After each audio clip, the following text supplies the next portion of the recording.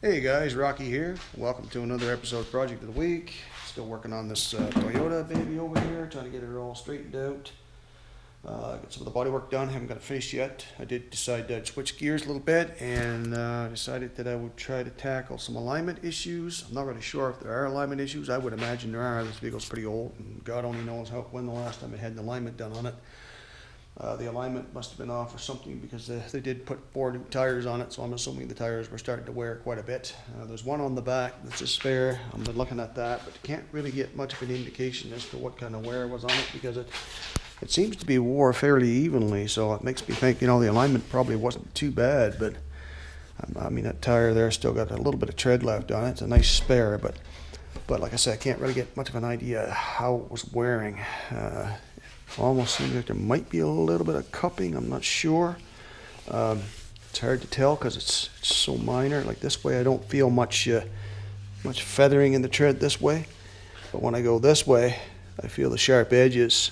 So I can tell that there might have been a little bit of an issue of some sort there. Not exactly sure what, but nevertheless, I do know that when I drove it initially, that it felt like. When you go around a sharp turn, like in a parking lot or whatever, and then you pull out again, the steering wheel doesn't come back the way it should. A lot of times you go around a turn and you kind of let the steering wheel slide through your hand because it'll come back on its own. But in this case, this wasn't coming back on its own. So I mean, from my experience, past experience, and some of the stuff I'd learned as being a mechanic was that that's probably caster, and caster is where you've got your upper ball joint, lower ball joint, or whatever your suspension may be, but you've got a center line that runs from right down through from the top ball joint down through to the bottom ball joint. You can't have that straight up and down because then you've got zero caster. There's no caster. You're basically sitting right on that point. So if you want your wheels to be able to return, you need to have some negative caster, meaning that your top ball joint needs to be a little bit ahead of your rear ball joint. And what that does, wait now, let me see if I get that right, I may have that wrong. What you want is your contact patch of your wheel to be behind the bottom portion of your center line going down. So you want your center line going down this way, and you want your contact patch to be just behind it. I mean, a certain degree, depending on the vehicles, there's different degrees of how far back it should be, but it needs to be behind it. And what happens is if your contact patch is behind the center line, what happens when you cut your wheel is that when you go forward, your wheels are going to have the tendency to want to straighten back up again, and that's where your steering wheel comes back around to where it should be. So I realized I had to get under this thing and figure out how to adjust the caster, how to look and see where the caster was roughly, and how to make an adjustment on it. And I did get underneath and looked and couldn't really see how to adjust the caster. I mean, there's options there to adjust the caster on every vehicle, obviously. I just couldn't see how to adjust it on this. And I did check it out on Google and saw that, I did see on the lower control arms, there are cam bolts going through the lower control arms. And I know there's adjustment there, but I didn't think that adjustment would necessarily affect the caster. And then when I went online and looked, I found out on Google that if you adjust the rear one on the rear section of the lower control arm, if you adjust that cam, that does change the caster. Now I can't wrap my head around how that works because to me I would almost think that would that's going to, you got your front, you got your back, you got your say we're looking at the left side, you got your ball joint here, you got your A-frame type control arm coming back, and you've got a connection here and here on the frame, and that pivots up and down. But now we have the cam bolts, one going here in the back and one going here in the front of those two sections where the A-frame connects to the where the lower control arm connects to the frame. So I would think, when you turn those cam bolts, that's going to take and move your control arm in and out this way. And the same, if you were to do the front, turn the cam bolt, it's going to move the front in and out this way. So I would expect that's going to move your wheel like this. I would expect that's going to affect the toe. Although I know toe is controlled with your tie rod ends and stuff, but I would almost think that that would affect the toe as well, adjusting those cam bolts. But when I looked online, the guy was saying, you take the rearmost cam bolt and you adjust that on the control arm, and that will actually move your wheel forward or backward in relation to your center line.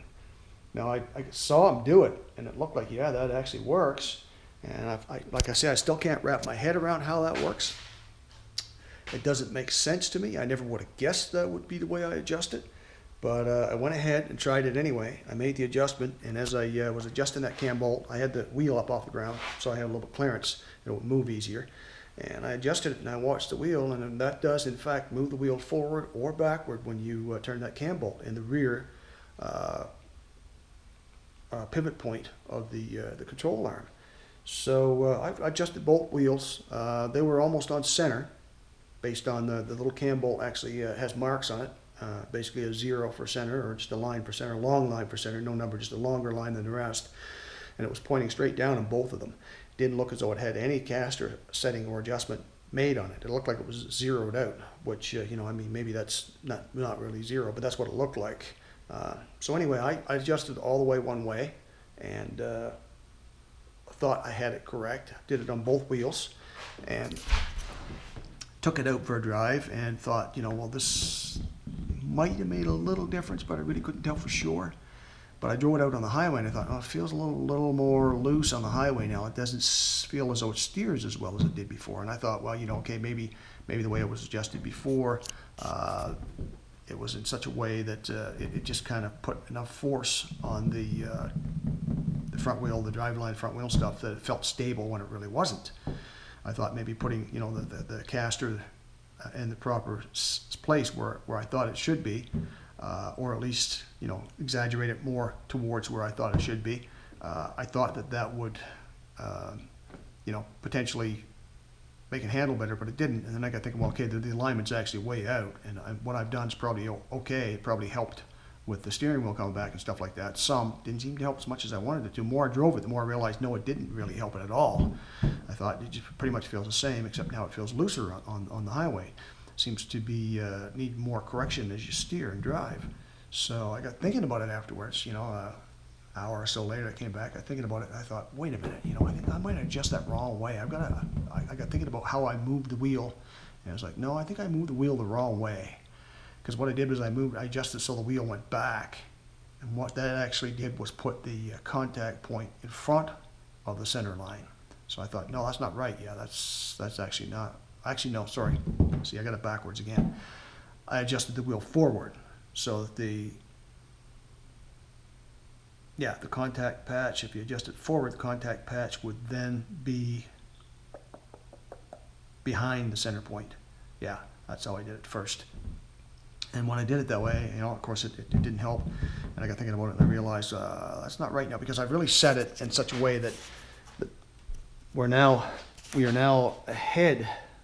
The contact point is now ahead, or the wheel is literally more forward of the center line.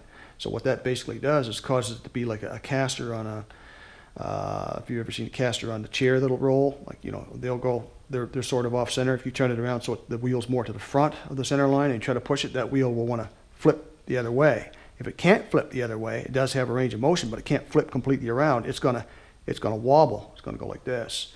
Not like this. It's gonna go like this. But it can't, because of the way that the vehicle's made, it can wobble, but it's not going to be able to. It could go this way or it could go this way, but it can only go so far. It can't flip all the way around, right? Because everything is it doesn't have 360-degree rotation like you'd have on a caster on something like this, or a chair. So essentially, I had adjusted it like this, as you can see. The center point is basically here, and I adjusted it. Now this contact patch is forward of the center line, so the wheel's going to go like this, and this is going to go flip right around, go that way. Ideally, this is how it should be for stability.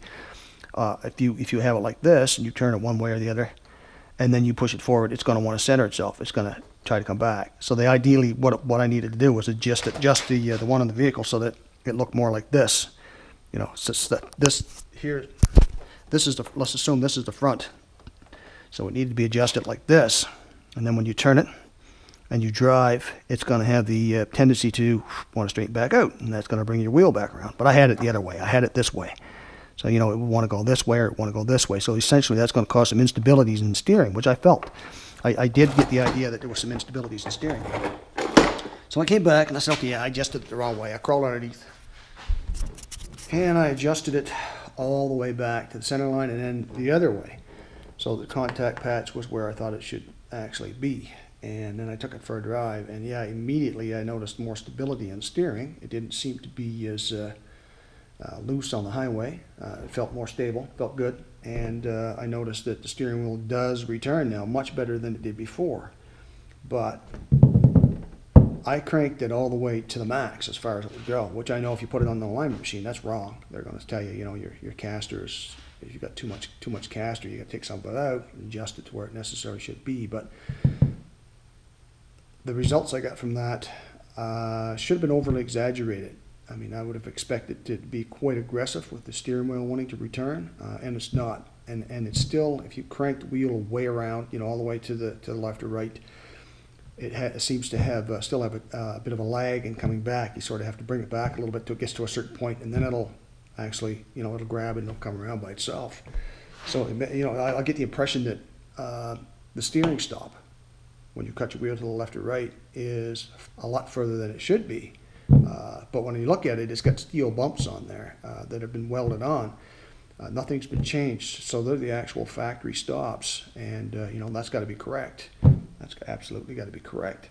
So there is an improvement in it. There's still some issues, and I'm trying to figure out what it is. I thought maybe adjusting the torsion bars would help, but when I think about it, you know, adjusting those torsion bars up and down don't really have any impact because of the geometry of the front end steering components and everything.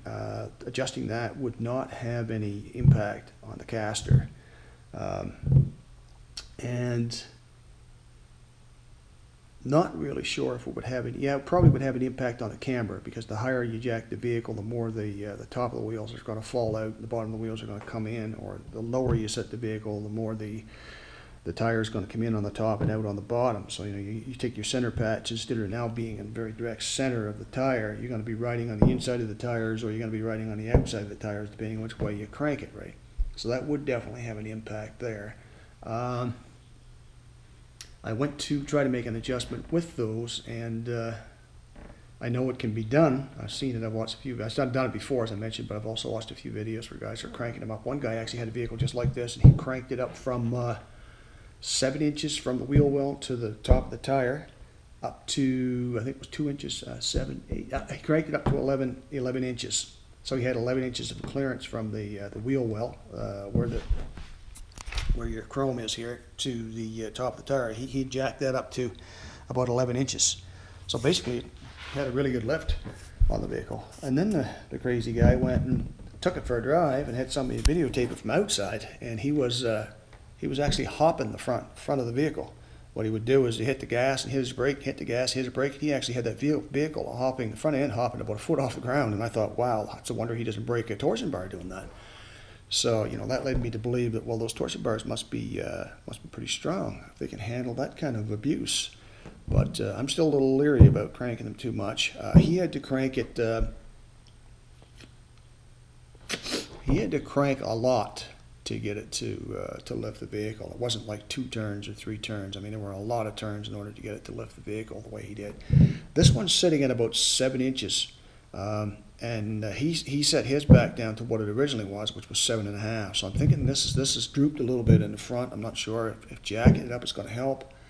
The odd thing is, you know, even though I think it's a little, it may not be drooped, but I think it is. One of the things that I find is I think that the front end is a little too soft, and I think that's, like I said, when those torsion bars being drooped a little bit, they're probably a little weak. You know, after being in there for so long, they probably have lost a little bit of their tension and allowed the vehicle to drop. So I thought I would measure, you know, the vehicle from this point to the floor, and the same in the back, and see the back and the front, what the heights are. And they're just about the same. I don't know if the vehicle's actually supposed to be the same height front and back, or if there should be a variance there, but I wanted to go ahead and adjust it up a little bit in the front, maybe a ½ inch or so, just to see if that makes any difference in how the wheel feels and stuff like that when it comes to steering. But I get underneath, and looking, the bolts are very rusty. I was able to turn one on the driver's side a little bit, maybe like a half a turn, one way and the other. But I noticed that there's a bolt going up through from the bottom that you turn, and then there's a nut on top, kind of a lock nut. Once you get it in place, you lock it down, so you know, can't back out, which I don't think it ever would anyway. But that's the idea, is lock it.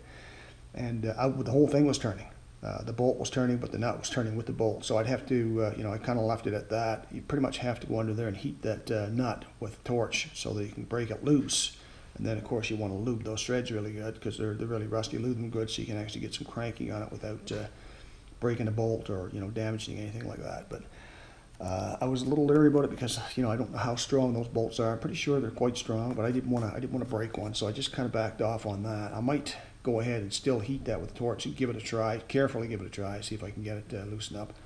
The vehicle handles pretty good right now. It's just, you know, when anybody else is driving or somebody's trying to learn to drive, it's a little bit of a pain in the ass if you have to grab the wheel and bring it back because it's not coming back on its own. You know, even if it's only in a few places, even if it's only in the extreme outside of the turn radius or whatever.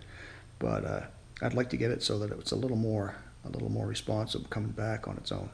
But I'm not sure if adjusting those torsion bars is going to do that. So anyway, I'm in the garage right now, and I'm all dressed for working on a car. I've got my dirty clothes on that I've been using now for this, working on this thing for a while. And I'm going to look it over and see if I want to go ahead and make those adjustments. If I do, I'll show you guys what I'm doing.